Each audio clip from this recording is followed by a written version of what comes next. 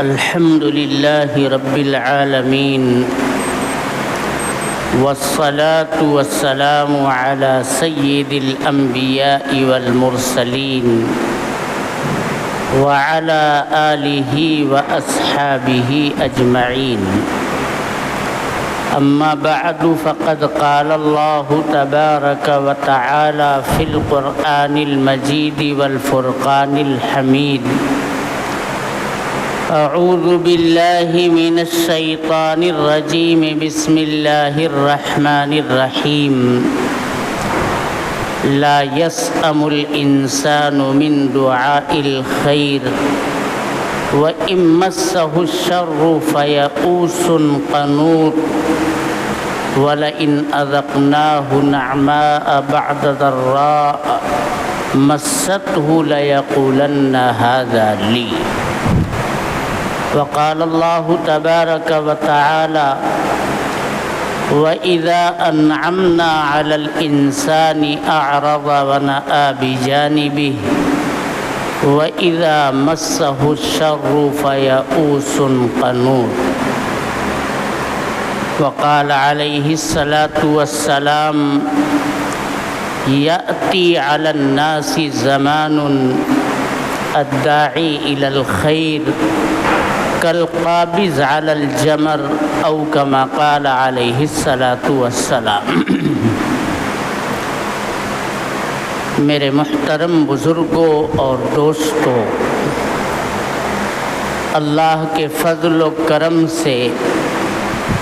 اور نبی اکرم صلی اللہ علیہ وسلم کے صدقہ طفیل میں ہمیں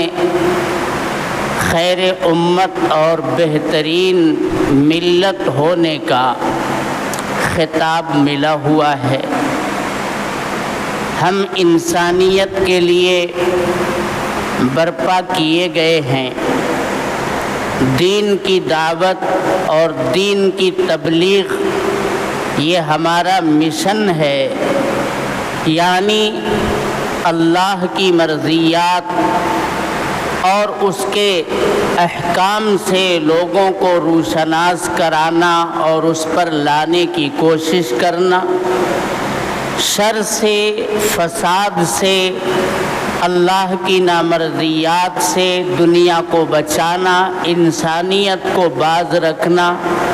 یہ ہمارا منصب اور مقام ہے. اور اسی منصب اور مقام کے پیش نظر ہمارے ملک ہی میں نہیں، دنیا کے اندر بسنے والی ملت اسلامیہ کے تمام طبقوں کے اندر کسی نہ کسی درجے میں دین کی تشہیر، دین کی ترویج و اشاعت اور دین کی تبلیغ اور دعوت کا نظام جاری اور ساری ہے. ہم اور آپ بھی اپنی طاقت اور بساط کے بقدر جد و جہد کرتے ہیں، کوشش کرتے ہیں. ہماری معمولی کاوشوں کو اللہ تبارک و تعالی قبول فرمائے، اور ہمارے سماج کے اندر جو لوگ اس سے دور ہیں اللہ تعالی انہیں بھی اس کار خیر سے وابستہ کرے. اس کی ہمیں جد و جہد اور کوشش کرنی چاہیے. میرے محترم بزرگوں اور دوستوں، دین یہ قربانی کا تقاضا کرتا ہے. دین جد و جہد کا نام ہے. دین پوری بیدار مغزی اور حساسیت کے ساتھ ایک نظام حیات کو لے کر کے چلنے کا نام ہے. ہر قسم کے خطرات سے آگاہ رہنا، کہاں کہاں ہمارے خلاف منصوبہ بندیاں ہو رہی ہیں ان کا پتہ لگانا اور ان سے بچنے کی تدبیر کرنا، یہ سب ہماری ضرورتیں ہیں. میرے محترم بزرگوں اور دوستوں، ہر زمانے کے اندر دین کے ساتھ یہ کشاکش باطل کی اور طاغوت کی جاری اور ساری رہی ہے. آپ علیہ الصلاۃ والسلام کی 13 سالہ مکی زندگی کو اٹھا کر کے دیکھیے. نبی اکرم صلی اللہ علیہ وسلم اور آپ کے دست حق پرست پر مکہ میں ایمان لانے والے مٹھی بھر مسلمانوں کے ساتھ کتنے جور و ستم ڈھائے گئے، لیکن نہیں، آپ کے سامنے جب حق واضح تھا، امت مسلمہ کے سامنے جب آفتاب کی جگمگاہٹ اور یہ اجالا موجود تھا، تو کسی بھی لحاظ سے انہیں ظلمت کو اور تاریکی کو، کفر اور شرک کو اور آبائی رسوم و رواج کو میرے دوستو قبول کرنا گوارا نہیں کیا۔ پتھر کی چٹانیں ان کے سینوں کے اوپر رکھی گئیں، گرم ریت پر ان کو لٹایا گیا، طرح طرح کے مصائب اور مشکلات سے ان کو گزارا گیا، لیکن ایک بھی صحابی کے بارے میں میرے دوستو ایمان لانے کے بعد آپ یہ ثابت نہیں کر سکتے کہ وہ حالات سے گھبرا کر کے اپنے آبائی دین یا کفر اور شرک کی طرف مائل ہوا ہو۔ جان دی ہوئی اسی کی تھی، حق تو یہ ہے کہ حق ادا نہ ہوا، یہ کہتے ہوئے لوگوں نے دار و رسم کو چوم لیا، ساری مشقتوں کو برداشت کر لیا، لیکن نبی اکرم صلی اللہ علیہ وسلم کے لائے ہوئے پیغام سے اور اس نظام حیات سے دستبرداری کا اعلان نہیں کیا۔ سیدنا حضرت بلال حبشی رضی اللہ تعالی عنہ کے جو مالک تھے، وہ ان سے کیا کہتے تھے کہ تم اپنے اس دین سے برگشتہ ہو کر پھر سے کفر اور شرک کی دلدل میں آ جاؤ تو ہر مشقت اٹھا لی جائے گی، ہر پریشانی تم سے دور کر دی جائے گی، لیکن ایک اللہ کو جب معبود برحق مان لیا اور اسی کے سامنے اپنی پرستش اور اپنی نیاز مندی کا ایک مرتبہ اعلان کر دیا تو ساری مشقتیں جھیل گئے، لیکن اللہ تبارک و تعالی کے دین سے ایک لمحہ کے لیے بھی میرے دوستو پیچھے ہٹنے کو تیار نہیں ہوئے۔ یہ ایمان کی پختگی تھی، یہ قرآن کی آیات اور اس کی روشنی پر یقین تھا، نبی اکرم صلی اللہ علیہ وسلم کی تعلیمات اور آپ کی ہدایات کی کشش تھی میرے دوستو، جو لوگوں کے دلوں کے اندر پیوست ہو گئی تھی، گھر کر گئی تھی۔ دین سے دوری کا یہ سب نتیجہ ہے جو ہم اور آپ دیکھ رہے ہیں۔ اگر دین سے قربت ہو جائے، دین سے نزدیکی ہو جائے، قرآن اور سنت سے ہم اپنے آپ کو مربوط کر کے رکھیں تو پھر سے میرے محترم بزرگوں اور دوستوں ہم جاذب قلب و نظر بن سکتے ہیں اور دنیا ہمیں مفید اور کارآمد کہنے پر مجبور ہوگی۔ مذہب اسلام سے زیادہ خوبصورت آپ کو کوئی مذہب نہیں، ہر پہلو سے جانچ لیجئے، اس کی تعلیمات کو آپ دیکھ لیجئے، اس کی عبادات کی شان کو آپ پرکھیے، اس کے صاف ستھرے معاملات اور تجارت کے پہلوؤں پر غور سے نظر ڈالیے، اس کے معاشی اور اقتصادی نظام کی شفافیت کو پڑھیے اور اس کے معاشرتی نظام کی پاکیزگی اور ہر قسم کے عیب سے پاک اور صاف ہونے کی آپ شبیہ کو جب دیکھیں گے تو آپ کا دل خود مائل ہوگا۔ کفار اور مشرکین سارے جتن کرنے کے باوجود بھی قرآن کی آیات کو اور نبی اکرم صلی اللہ علیہ وسلم کی تعلیمات کو جب سنتے تھے تو ان کا ضمیر بھی ان کو میرے دوستو ٹوکتا تھا، روکتا تھا کہ کفر سے باز آؤ، شرک سے باز آؤ۔ یہ تو ہٹ درمی تھی، نہ ماننے کا ایک فیصلہ کر لیا تھا ابو لہب، ابو جہل، عتبہ اور شیبہ جیسے لوگوں نے، ورنہ یہ قرآن کی آیات کو جب سنتے تھے تو اپنا سر دھنتے تھے، یہ کہتے تھے کہ یہ کسی بشر کا کلام تو ہو ہی نہیں سکتا ہے، اس کے اندر تر و تازگی ہے، اس کی شادابی کو کوئی روک نہیں سکتا ہے، اس کی کرنیں جگمگا رہی ہیں، کفر اور شرک کے اندھیارے کبھی اس روشنی کو مات نہیں کر سکتے، زیر نہیں کر سکتے، یہ ان کا بھی اپنا فیصلہ ہوا کرتا تھا۔ اللہ تبارک و تعالی نے ایمان والوں کو قرآن کی شکل میں جو عزت اور جو مقام و مرتبہ عنایت فرمایا ہے، وہ مرتبہ میرے دوستو قرآن کے نہ ماننے والوں کو کبھی نہیں میسر ہو سکتا۔ قرآن کی ایک ایک آیت، قرآن کا ایک ایک لفظ میرے دوستو یہ روشنی کی کرن ہے، یہ ایک جگمگاتا ہوا آفتاب ہے، اس کے سامنے کوئی ٹک نہیں سکتا ہے، اور آپ صلی اللہ علیہ وسلم کی تعلیمات یہ میرے دوستو جگمگاتے ماہتاب کی طرح سے ہیں۔ تو جس کے پاس سورج اور چاند کی روشنی ہو اسے میرے دوستو چراغ اور دیوں سے روشنی لینے کی کوئی ضرورت نہیں ہے۔ جب نبی اکرم صلی اللہ علیہ وسلم قرآن کریم کو پڑھتے تھے نا تو یہ جا کر کے چھپ چھپ کر کے سنا کرتے تھے،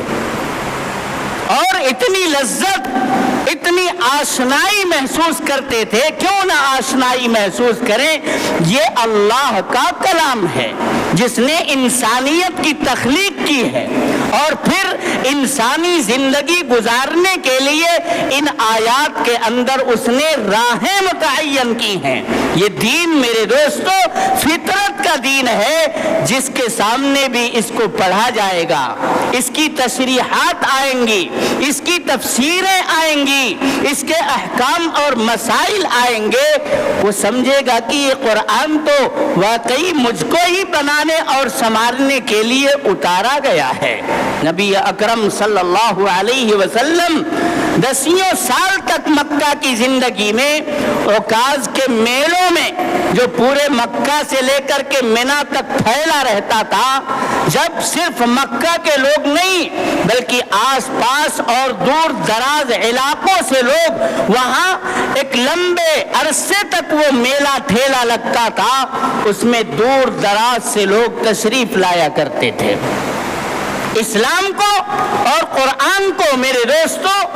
آشنا کرانے کے لیے، اس سے پہچان کروانے کے لیے، مکہ کے لوگ تو سنتے ہی تھے، لیکن باہر کے قبائل جو آئے ہوئے ہیں وہ اس سے نہ آشنا رہ جائے، نبی اکرم صلی اللہ علیہ وسلم کو گوارا نہیں تھا۔ یہاں تو کھل کر کے دعوت اور تبلیغ کا کام کرنے کی مکہ المکرمہ کے اندر اجازت نہیں تھی، لیکن میلے کے موقع پر آپ علیہ الصلاۃ والسلام شہر مکہ سے نکل کر کے پورے میلے کے اندر ٹہلا کرتے تھے، جایا کرتے تھے، اور قرآن کی آیات کو میرے دوستوں سنایا کرتے تھے۔ لوگ روئیاں لے کر کے مکے کی سرحد پر بیٹھے رہتے تھے، اور باہر سے آنے والے قبائل کو وہ روئیاں فراہم کرتے تھے کہ اپنے کانوں کے اندر ان روئیوں کو ٹھوس کر کے رکھنا، ورنہ محمد کا پیغام اگر آپ کے کان میں پڑا تو آپ تأثر کے بغیر نہیں رہ سکتے، اور پھر جب آپ اس نظام کو قبول کر کے واپس اپنے گاؤں جائیں گے، اپنے قبیلے میں جائیں گے، اور ایک اجنبی دین کر کے لے جائیں گے، تو تمہارے گھروں میں جھگڑا ہوگا، تمہارے قبیلے میں جھگڑا ہوگا۔ تم اپنے آپ کو جھگڑا اور جھنجھٹ سے اگر بچانا چاہتے ہو تو محمد کے پیغام کو اپنے کان میں داخل مت ہونے دینا۔ یہ میرے دوستوں ذریعہ اختیار کیا جاتا تھا قرآن کو سننے اور نبی اکرم صلی اللہ علیہ وسلم کی تعلیمات سے روشناس ہونے سے روکنے کے لیے یہ سب کیا جاتا تھا۔ یہ تو دل کو ڈائریکٹ اپیل کرنے والا کلام ہے۔ قرآن کیا کہتا ہے؟ دیکھیے، دنیا کے اندر آدمی جس چیز سے، جس جائیداد سے، جس بات سے، جس کام سے، جس انسان سے محبت کرتا ہے اور ٹوٹ کر کے محبت کرتا ہے، اگر اس پر کوئی آنچ آتی ہے، اس پر کوئی زد پڑتی ہے، اس پر کوئی چوٹ لگتی ہے، تو میرے دوستو اس محبت کرنے والے کا دل بھی اپنے اندر درد محسوس کرتا ہے کہ نہیں کرتا ہے؟ اور جو بھی ممکنہ تدبیر ہے اس کو بچانے کی، اس کا تحفظ کرنے کی، اس کے تشخصات کو باقی رکھنے کی کرتا ہے کہ نہیں کرتا ہے؟ کوئی ہمارے مکان کے اوپر آ کر کے چوٹ پہنچائے تو ہم اور آپ روکتے ہیں کہ بلکہ ہم نے اگر کلر لگا کر کے رکھا ہے تو ہم لکھ دیتے ہیں کہ یہاں کوئی پوسٹر نہیں چپکائے گا،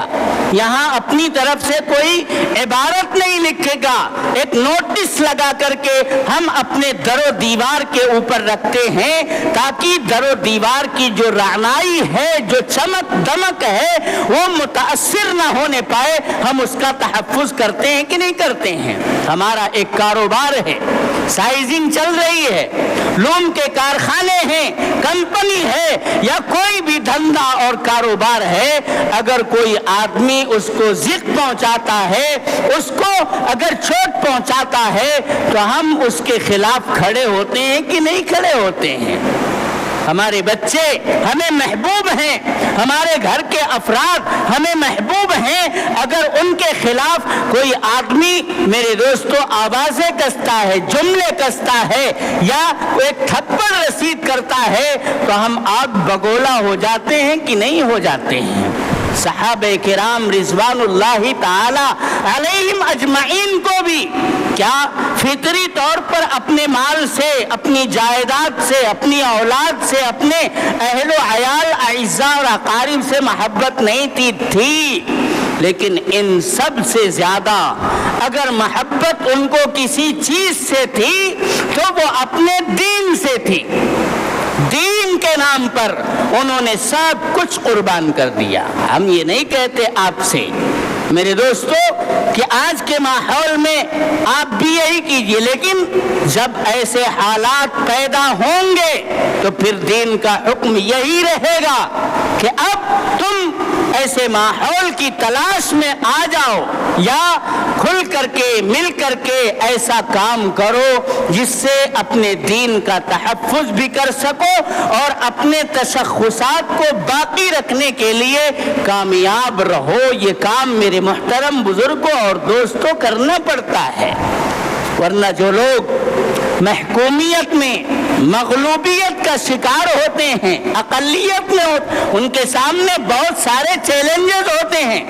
اور ہر زمانے کے اندر میرے دوستو اہل اسلام نے ایسا نہیں کہ ہر جگہ پر وہ اکثریت میں تھے، اقلیت میں رہ کر کے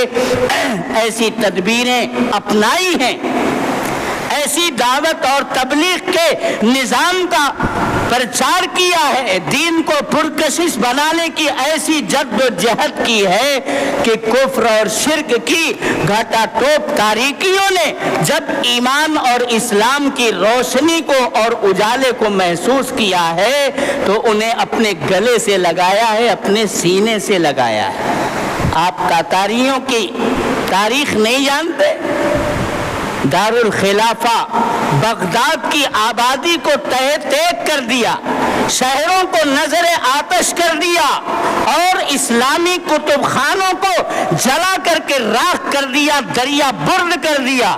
اسپین کے اندر میرے دوستو جب عیسائیت کو عروج ملا ہے تو امت مسلمہ کا ناطقہ بند کر دیا گیا، قرآن کی تعلیم، دین کی دعوت اور تبلیغ، یہاں تک کہ اسلامی نام رکھنا بھی ممنوع قرار دے دیا گیا، اور یہ کہہ دیا گیا کہ اگر اسپین کی سرحدوں میں ان کے حدود میں اگر رہنا ہے تو اپنے دین سے دستبردار ہو کر کے رہنا پڑے گا، اور اگر تم اپنے دین کو باقی رکھنا چاہتے ہو تو یہ سرحدیں تمہارے لیے تنگ ہے، تمہیں ہمارا ملک چھوڑ کر کے جانا ہوگا۔ لیکن جب یہ آگ بجھی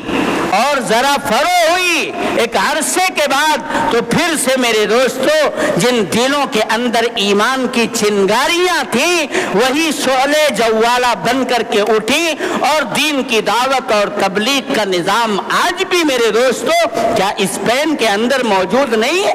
کیا بغداد کے اندر تاتاریوں کے ایک لمبے عرصے تک میرے دوستو حملے کے بعد بھی کیا وہاں پر دین کا چراغ بجھ گیا؟ نہیں۔ جن کے دل میں ایمان کی محبت تھی، اسلام کی محبت تھی، انہوں نے حسن تدبیر کے ساتھ قانون کے دائرے میں رہتے ہوئے اس کے بقا کی، اس کے تحفظ کی کوشش کی۔ یہ دین ہے میرے دوستو،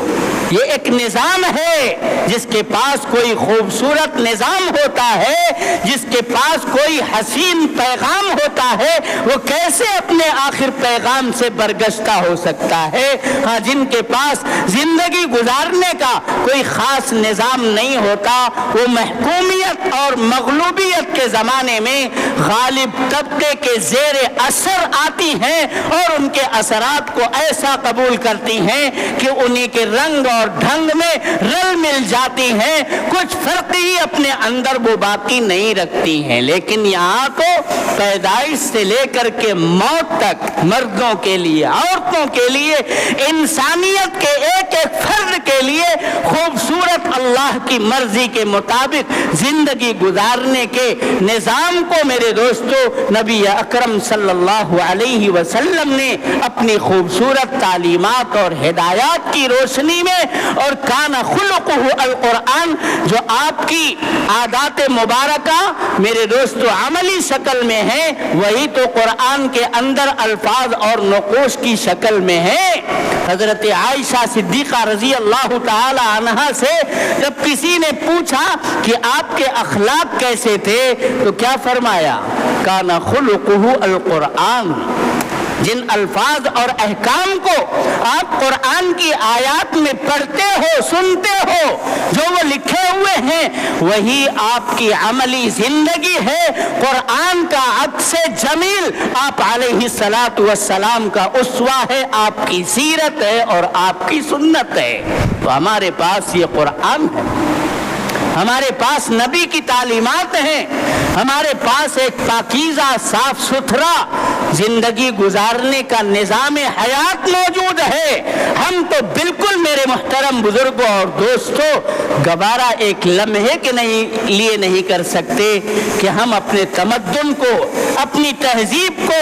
اپنے مذہب کو ایک لمحے کے لیے چھوڑ دیں۔ یہ ہم سے گوارا ہو ہی نہیں سکتا۔ ہم تو اپنے دین کو ڈنکے کی چوٹ پر رکھتے ہیں اور ہم اسے خوبصورت کہتے ہیں۔ کوئی بدنما کہتا ہے، کہتا رہے، ہمارے نزدیک ہمارا دین انتہائی خوبصورت ہے۔ میرے دوستو، ہمیں یقیناً اس کے اوپر دکھ ہوتا ہے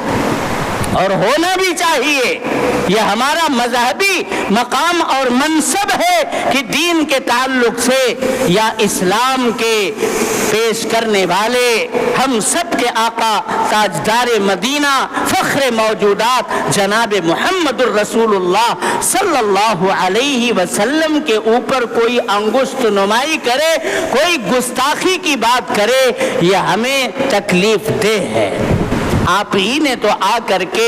بدوؤں کو، گماروں کو، بد تہذیبوں کو، شرک اور کفر کی دلدل میں دھنس جانے والوں کو اٹھایا تھا اور پھر کیا بنا دیا تھا؟ خود نہ تھے جو راہ پر اوروں کے ہادی بن گئے۔ حکمرانی میں وہ بے مثال ثابت ہوئے، ان کا عدل و انصاف دنیا کے سامنے تسلیم کیا گیا۔ انہوں نے جو چارٹ بنایا، جو دستاویز تیار کیا، جو آئینی حقوق فراہم کیے، جو درس مساوات دیا، کالے گورے کا جو فرق مٹایا، کمزوروں اور زور آوروں کے درمیان جو مواخات اور پیار و محبت کے دیپ جلائے، وہ اپنی مثال آپ ثابت ہوئے۔ خود نہ تھے جو راہ پر اوروں کے ہادی بن گئے۔ کیا نظر تھی آپ کی نظر عنایت، جس کے قلب پر پڑ گئی، جس کے اوپر پڑ گئی، اس کی کایا پلٹ گئی۔ زندگی زندگی میں اچانک انقلاب آ گیا.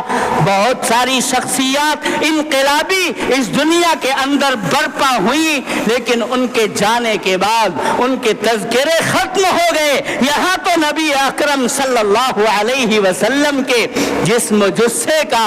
آپ کے قد و قامت کا پورا تذکرہ شمائل کی کتابوں کے اندر موجود ہے، اور جو احکام اللہ تبارک و تعالی کی طرف سے نبی اکرم صلی اللہ علیہ وسلم نے کائنات کے ایک ایک فرد کے لیے پیش کیا،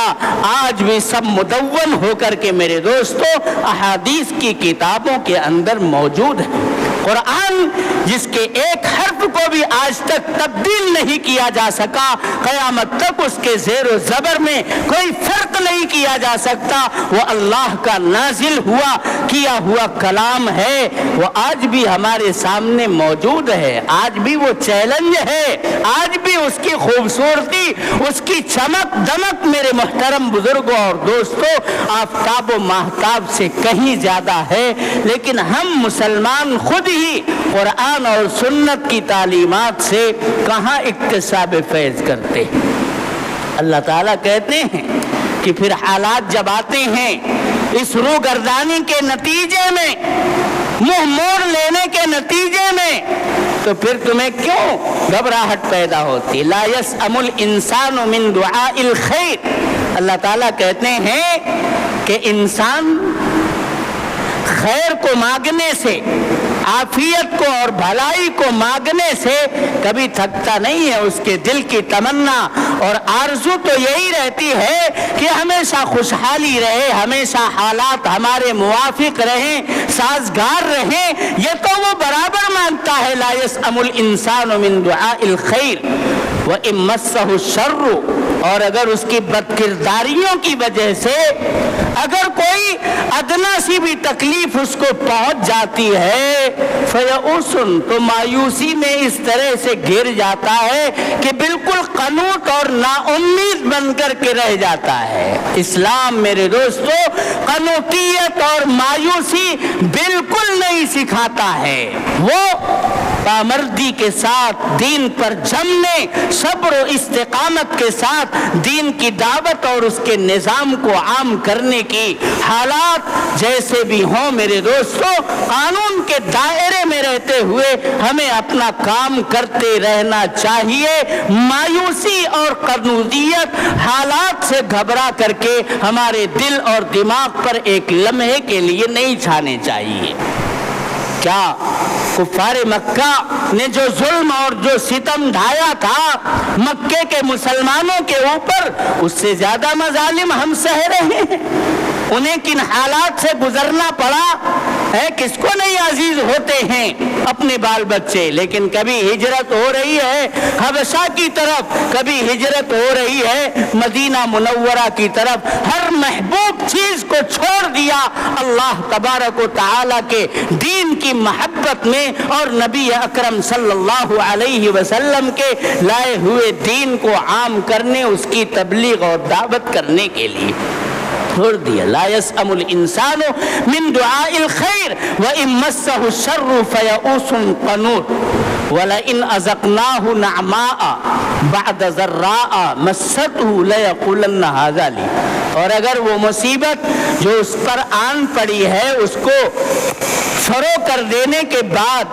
ہم اسے انعامات سے مالا مال کرتے ہیں، خوشحال بنا دیتے ہیں، تو کیا کہتا ہے؟ یہ تو لازمی طور پر ہمارا حق تھا. ارے ہمارا کیا حق ہے؟ ہم اللہ کے بندے ہیں، اللہ جو دے گا اسی کے اوپر ہمیں راضی اور خوش رہنا چاہیے. ہمارے بس میں کچھ نہیں ہے، لازمی طور پر ہمارا کوئی حق نہیں ہے. اللہ تعالیٰ کہتے ہیں جب نعمتوں میں، خوشحالیوں میں وہ مشقتوں سے گزرنے کے بعد پہنچتا ہے تو اعلان کرتا ہے یہ تو ہمارا حق تھا. ایسے ہی اللہ تعالیٰ کہتے ہیں وَإِذَا أَنْعَمْنَا عَلَى الْإِنسَانِ، جب ہم انسان کے اوپر اپنے انعامات کی بارش کرتے ہیں، خوش عیش بن جاتا ہے، اچھے حالات سے وہ دو چار ہمکنار ہوتا ہے، تو وہ منہ میں لیتا ہے، پھر نماز سے کوئی مطلب نہیں، روزے سے کوئی مطلب نہیں، دینی اخلاق اطوار سے، اس کی دین کی تہذیب اور تمدن سے اس کو کوئی سروکار نہیں، ہر طرف سے وہ مغربیت زدہ نظر آتا ہے اور وہ امریکہ اور یورپ کے کلچر کی تہذیب کو اپنانے میں آگے بڑھنے لگتا ہے۔ نماز کی کوئی فکر نہیں، اللہ کا منادی پکارتا ہے، پکارتا رہے، ہم تو اپنی دعوت اڑانے میں وہ بھی جانوروں کی طرح کھڑے کھڑے سرمست ہیں، ہمیں کیا لینا۔ جب اس طرح میرے دوستو انعامات کی اور حالات کے سازگار کی بات آتی ہے تو آدمی مست ہو جاتا ہے دنیا میں، مگن ہو جاتا ہے دنیا میں، دین کو نظر انداز کر دیتا ہے، دین سے منہ موڑ لیتا ہے، آرزا ونا آبی جانبی، اپنا تو بالکل پہلو ہی بدل لیتا ہے۔ وَإِذَا مَسَّهُ الشَّرُّ، اور جب اس کو کوئی تکلیف پہنچتی ہے فَذُو دُعَاءٍ عَرِيضٍ، تو لمبی لمبی منتیں، سماجتیں، لمبی لمبی دعائیں گریہ وزاری کرتا ہے۔ حالات میں بھی دعا کرو، خوشحالیوں میں بھی اس کے بقا اور تحفظ کے لیے، اس کو فروغ دینے کے لیے اپنے پروردگار سے میرے دوستو دعائیں مانگنا چاہیے۔ صحابہ کرام رضوان اللہ تعالی علیہم اجمعین دونوں حالات سے گزرے، ایک حالات سختی کے تھے، اس سے بھی پامردی کے ساتھ مقابلہ کیا، اور جب اللہ نے ان کو نوازا اور مال و جائیداد کا انبار ان کے قدموں میں آ کر کے لگ گیا تو فراموشی اور غفلت کی زندگی دنیا میں سرمست ہونے کو کر گزارنے کو گوارا نہیں کیا، بلکہ حضرت عمر جیسے امیر المؤمنین جن کا نام سن کر کے قیصر و کسریٰ اپنے محل کے اندر تھرایا کرتے تھے، وہ بھی کسی جھاڑ کے نیچے اپنے کوڑے کا تکیہ بنا کر کے میرے دوستو ننگی پیٹھ بغیر کسی بستر کے کھجور کی چھال بچھا کر کے سونا گوارا اور پسند کیا کرتے تھے۔ تو دین میرے دوستو قربانی کے ساتھ پہلا ہے، یہ جد و جہد کا مقابلہ کرتا ہے۔ اللہ تعالی ہماری ان تحریکوں کو، ان تنظیموں کو بامراد اور کامیاب بنائے جو اس نظام کو لے کر کے آگے بڑھ رہی ہیں، لیکن ہمیں صرف اور صرف ان کے اوپر نظر جما کر کے مطمئن اپنے گھروں میں بیٹھنا، یہ میرے دوستو ہمارا مقام اور منصب نہیں ہے، بلکہ ہمارا ایک ایک فرد اپنی ان تحریکوں سے، تنظیموں سے وابستہ ہونا چاہیے۔ افراد کے ہاتھوں میں ہے، اقوام کی تقدیر، ہر فرد ہے ملت کے مقدر کا ستارہ، اپنی روشنی آپ بکھیرتے رہو، انشاءاللہ اللہ تبارک و تعالی کی تائید اور نصرت شامل حال ہوگی، اور کفر اور شرک کے چاہنے والے اسلام کو مٹانے کے فراق میں لگے رہیں گے، لیکن کبھی بھی میرے دوستو وہ اپنے اس ناپاک منصوبے میں کامیاب نہیں ہونے پائیں گے۔ ہمیں اپنے مقام اور منصب پر کھڑے اترنا ہے۔ مدارس اسلامیہ ہیں، مکاتب دینیہ ہیں، جماعتیں ہیں، تبلیغی نظام ہے، ایک مرکز ہے اس کا دلی، اور جہاں جہاں بھی پایا جاتا ہے اس نظام سے وابستہ افراد ہیں، صوفیاء کرام کی جماعت ہے، دینداروں کا طبقہ ہے، جمعیت علماء ہے، اور بھی تحریکیں، تنظیمیں، مسلم پرسنل لا بورڈ ہے جو اس وقت وقف ترمیمی بل کے مسائل سے بہت زیادہ مضطرب اور بے چین ہے۔ ہم سب کو مل کر کے میرے دوستو سہارا بننا چاہیے، انہیں طاقت پہنچانی چاہیے، تاکہ ہمارے اکابر، ہمارے اسلاف اور بزرگان دین جو کام کر رہے ہیں ان کو جذبہ ملے، ان کو حوصلہ ملے، اور پوری طاقت کے ساتھ دین کی دعوت اور تبلیغ کا یہ نظام مختلف حالات سے دوچار ہو کر بھی رما دما رہے، یہ قافلہ رکنے نہ پائے۔ اللہ تعالی ہم سب کو عمل کرنے کی توفیق عطا فرمائے۔ وآخر دعوانا ان الحمدللہ۔